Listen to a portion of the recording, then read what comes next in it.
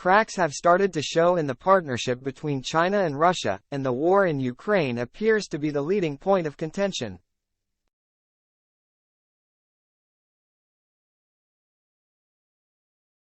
While Beijing has maintained what it claimed to be a neutral position since the start of the invasion, refusing to condemn Moscow and claiming NATO expansion had contributed to igniting the war, the People's Republic has also called for an end to the conflict.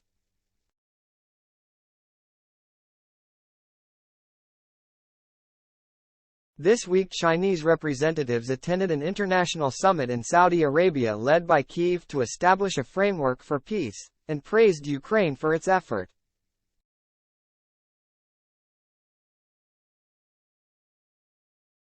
And the Institute for the Study of War, ISW, highlighted further reasons to believe the alliance could be hitting a rocky spot after reviewing the different responses of China and Russia to a call between two of its top diplomats.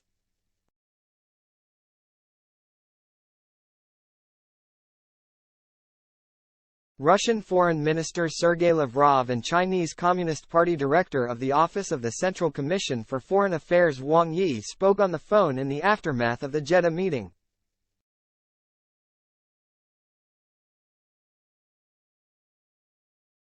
The ISW noted that the Chinese and Russian ministries had portrayed the conversation between Lavrov and Wang differently, suggesting that Beijing is increasingly diverging with Russia on proposed settlements to end the war.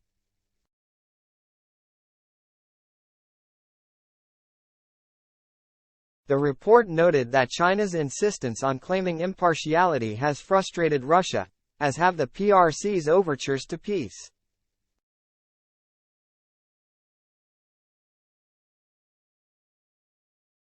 Beijing and Moscow struck what Vladimir Putin and Xi Jinping referred to as a no-limits partnership deal shortly before the start of the invasion in February 2022.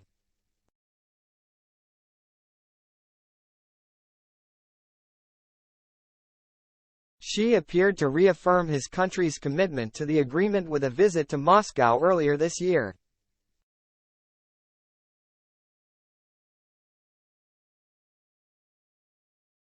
But in April it emerged he had phoned Volodymyr Zelensky to express his country's dedication to facilitate peace.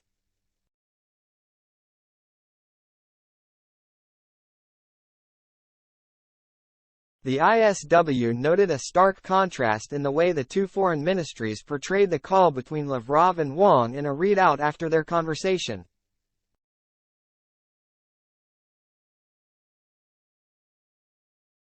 While the Russians claimed several hot regional topics, including the war, had been discussed, China reported the two sides had exchanged views about the conflict alone.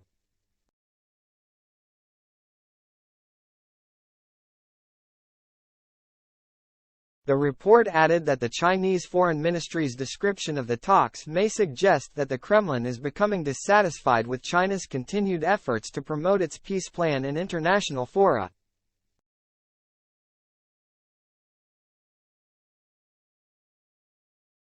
It added that China's behavior is consistent with ISW's previous assessments that China is not interested in a no-limits partnership with Russia as the Kremlin desires.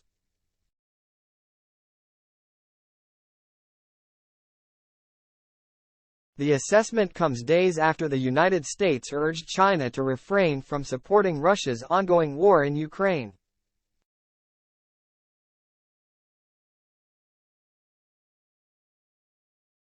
Washington confirmed this week it will send a further $200 million in military aid to Ukraine as its forces continue to push forward with their counteroffensive.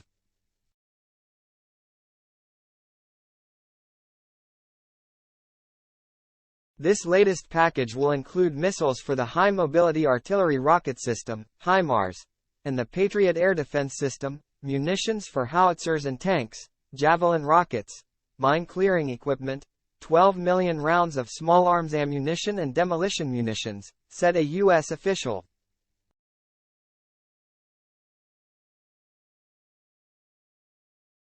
The official spoke on condition of anonymity because the aid has not yet been publicly announced.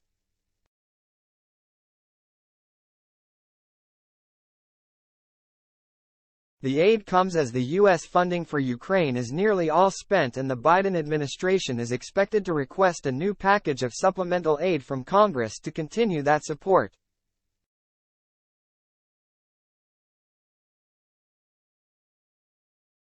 Ukraine has already received more than $43 billion from the U.S. since Russia invaded last year.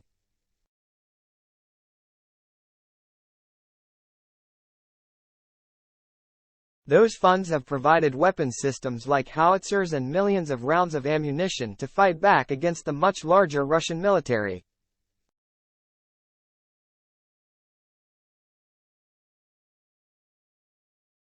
Due to the intense and bloody land war there, much of the ammunition and weaponry has already been used up.